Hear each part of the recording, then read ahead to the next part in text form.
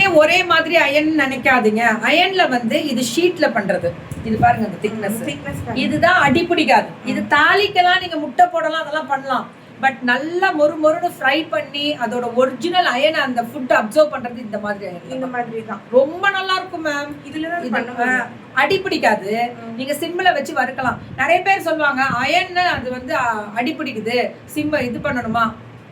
அது நீங்க செலக்ட் பண்ணி வாங்குற விதம். அது நம்ம கியாஸ் கிச்சன்ல நாங்க பார்த்து உங்களுக்கு கேஸ்டட் அயன்ல கொடுக்குறோம். அதுதான் முக்கியமான விஷயம்.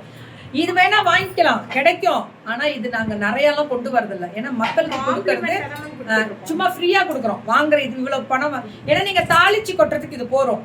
பட் மக்களுக்கு கொடுக்குற ப்ராடக்ட் எப்படியுமே ஆம்லேட் பேன் போடலாம், இதுலயும் போடலாம்.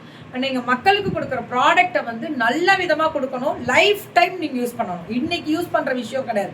லைஃப் டைம் உங்க அடுத்த ஜென்ரேஷனே யூஸ் பண்ணுவாங்க. அதான் பேக் டு ட்ரெடிஷ்னல். அப்பெல்லாம் இந்த மாதிரி தான். அப்பெல்லாம் எங்க மேம் உங்களுக்கு அந்த மிஷின் இதெல்லாம் வராது. இதுதான் கேஸ்டெட்ல தான் அதை ஊற்றி அச்சில் வச்சு ஊற்றுவாங்க. அதுதான் ஸ்பெஷல். பேசுகிறேன். ஸோ இது வந்துட்டு ஷாலோ கடாய்க்கு அப்புறம் வந்துட்டு இது டீப் கடாய் இருக்கு. டீப் கடாய் வந்து நீங்க ஃப்ரை பண்றதுக்குலாம் யூஸ் பண்ணலாம். எண்ணெய் கம்மியா ஊத்தினாலே போதும், நல்லா ஃப்ரை பண்ண முடியும். இல்ல அப்பளம் இல்ல வந்துட்டு பூரி போடுறீங்க அந்த மாதிரிலாம் பண்றீங்கன்னா இது நல்லா யூஸ் பண்ண முடியும். நான் சொன்ன மாதிரி எதையுமே கம்பி நாட் போட்டு தேய்க்காதீங்க. ஒவ்வொரு தடவையும் வந்துட்டு வாஷ் பண்ணிட்டு வைக்கும் போது லைட்டா எண்ணெய் அப்ளை பண்ணி வச்சிங்கனாலே அந்த ரஸ்ட் வந்து ஃபார்மேஷன் உங்களுக்கு இருக்காது. ஸோ நிறைய பேர் ரஸ்ட் ஃபார்மேஷன் இருக்குன்னு சொல்றீங்க. தண்ணி வழிக்காம நீங்க எந்த பாத்திரத்தை வச்சிங்கனாலுமே ரஸ்ட் ஃபார்மேஷன் இருக்குங்க. ஸோ அது வந்து அயனுன்றதுனால இன்னும் ஜாஸ்தியாகவே இருக்கும். ஸோ வந்து எண்ணெய் தடவிட்டு வைக்கும் போது திரும்பவும்.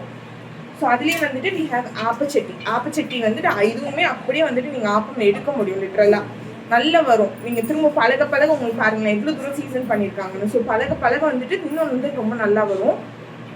அதுக்கு வந்து நம்ம கிட்ட லிட்டும் இருக்குது. கிளாஸ் லிட் நிறைய பேர் கேட்டனால இப்போ கிளாஸ் லிட்டும் எடுத்துகிட்டு வந்திருக்கோம். ஸோ வந்து ப்ராப்பராக வந்துட்டு க்ளோஸ் பண்ணுற மாதிரி நம்ம கிட்ட கிளாஸ் லிட்டும் இருக்குது. லிட்டோட சேர்த்து வாங்கணும்னா நீங்கள் வாங்கிக்கலாம்.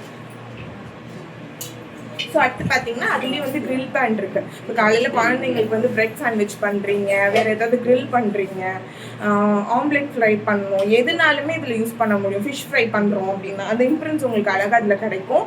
ஸோ எண்ணெயை வந்து கம்மியாக ஊற்றி இதில் வந்துட்டு இது பண்ண முடியும். ஸோ ஆயில் வந்து கம்மியாக எடுக்கணும் அப்படின்னு நினைக்கிறவங்க வந்துட்டு இதை யூஸ் பண்ணலாம். ஸோ ரொம்ப நல்லாயிருக்கும். அதுலேயும் வந்துட்டு நம்மக்கிட்ட ரவுண்ட் டைப்பும் இருக்குது. முன்னாடி ஸ்கொயர் காமிச்சு ரவுண்டும் இருக்குது. ஸோ இதையும் நீங்கள் யூஸ் பண்ணணும்னாலும் யூஸ் பண்ணிக்கலாம். அதுக்கப்புறம் வந்துட்டு ரெக்டாங்குலர் ஸ்கில்லெட் இருக்குது. ரெக்டாங்குலராக இருக்கும் ஸ்கில்லெட். இது வந்து கட்கா பேனாகவும் யூஸ் பண்ணிக்கலாம். இதுலேயும் வந்துட்டு நீங்கள் வந்து ஏதாவது தாளிக்கணும், ஃப்ரை பண்ணணும், அந்த மாதிரிலாம் பண்ணிக்கலாம். என்ன இதுலாம் கம்மியாக ஊற்றினாலே போதும். ஸோ பழக உங்களுக்கு வந்து அதாவது அந்த பார்த்துட்டு யூஸ் பண்ண நான் சொன்ன மாதிரி சின்னதாக ஒரு லேயர் மாதிரி ஃபார்ம் ஆகும். அதை ஸ்க்ரப் பண்ணி எடுத்துட்டிங்கன்னா அதோட சீசனிங் போயிடும். ஸோ அதை மட்டும் பண்ணாதீங்க எப்பயுமே. ஸோ அதுலேயே வந்துட்டு சின்ன டைப் ஸ்கில்லெட்டு. இதை வந்து ப்ராப்பர் தட்டா பேனா யூஸ் பண்ணலாம். நீங்கள் நல்லாவே வந்துட்டு இதில் தாளிச்சு ஊற்றுறதுக்கு ரொம்ப நல்லாயிருக்கும்.